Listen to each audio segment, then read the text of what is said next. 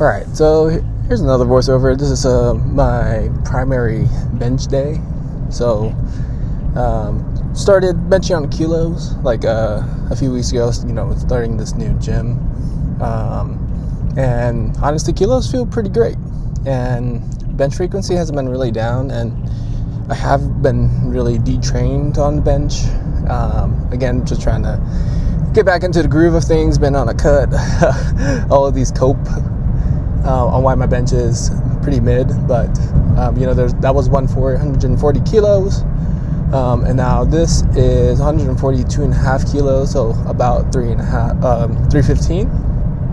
And as you can see, did not move the best that I've ever done. The most I've ever benched was 345, but given all of the variables, I'm pretty happy that 315 was still on the cards on any given day, because definitely did not peak for this, kind of just doing whatever, right? But then we moved on to dips.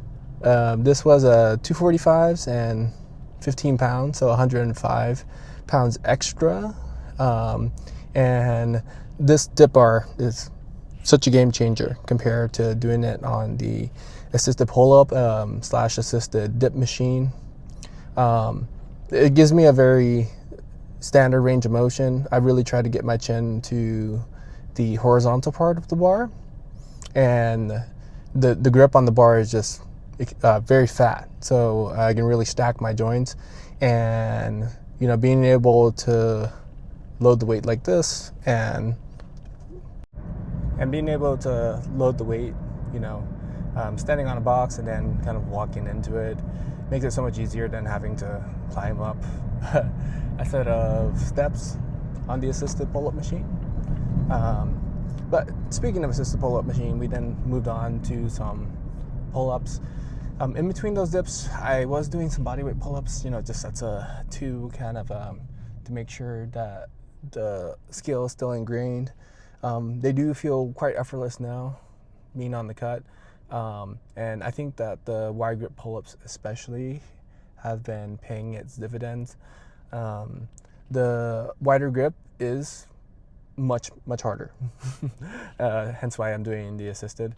I am quite heavier of an individual as well, so the assisted really does assist.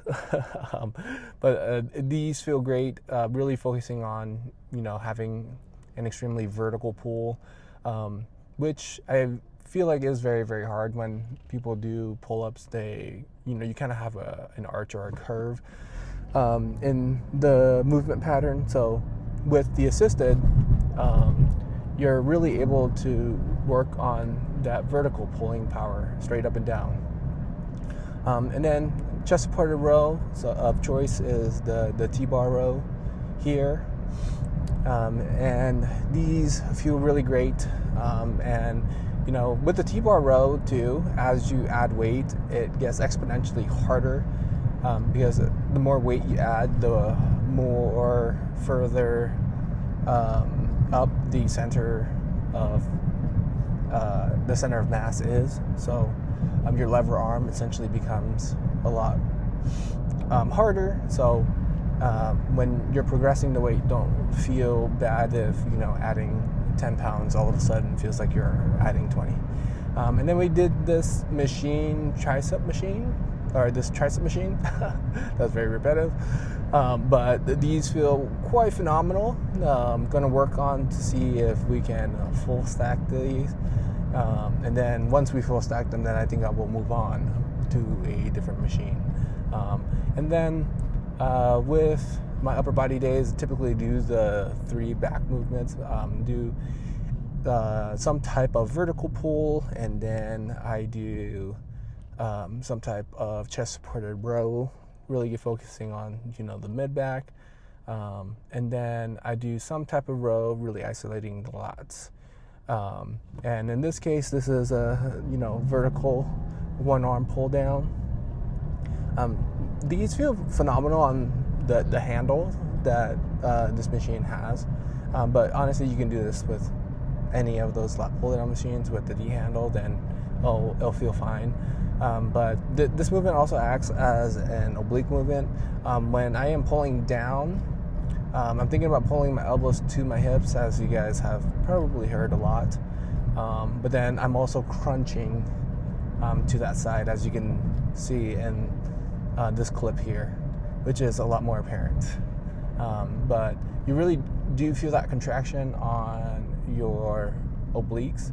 Now, of course, this isn't like the most optimal oblique exercise. If you want to train obliques, right?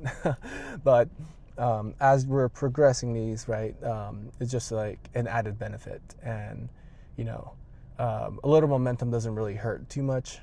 And I'm not like too overly focused on the stretch. I'm just making sure that I am having a great squeeze at the bottom, pushing very close to failure, as you can see there.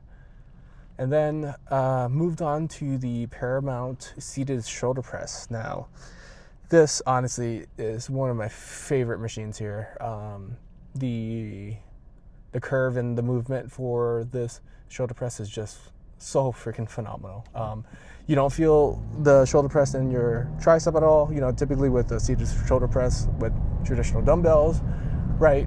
Sometimes you'll feel your triceps really give out, or you get a massive pump with them. But with the Paramount seated shoulder press, just the way that the